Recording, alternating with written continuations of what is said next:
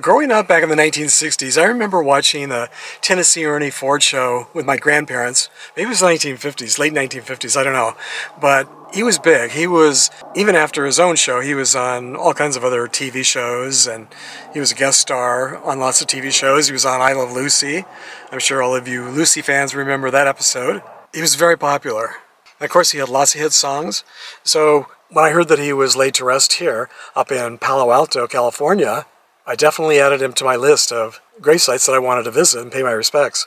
Tennessee Ernie Ford brings back lots of good memories of my childhood and my grandparents, and I didn't realize that he was cremated, and he's here with his wife, and his ashes are interred here in the cremation urn garden in kind of an interesting circular area circling a beautiful tree, just outside of one of the mausoleums here at the back of the cemetery.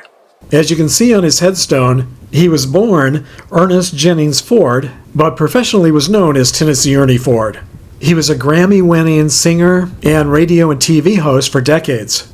He was born on February 13th, 1919 in Fordtown, Tennessee, and died from liver failure at the age of 72 on October 17th, 1991, in Reston, Virginia, shortly after leaving the White House, following a state dinner held by President George Bush. He got his start as a radio announcer back in the 1940s on shows like Dinner Bell Roundup and Hometown Jamboree, and that's when he came up with the humorous persona of Tennessee Ernie.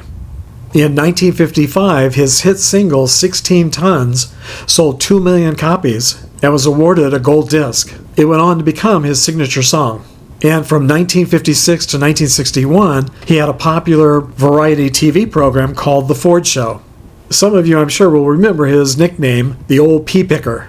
He was given that nickname because of his very popular catchphrase, "Bless your pea-picking heart." For decades, he was just such a larger-than-life character that it's kind of humbling to find his final resting place in this very small section of the cemetery with his very small and unassuming cremation niche headstone. Until our next trip to the cemetery together, thanks for sharing the memories, everybody.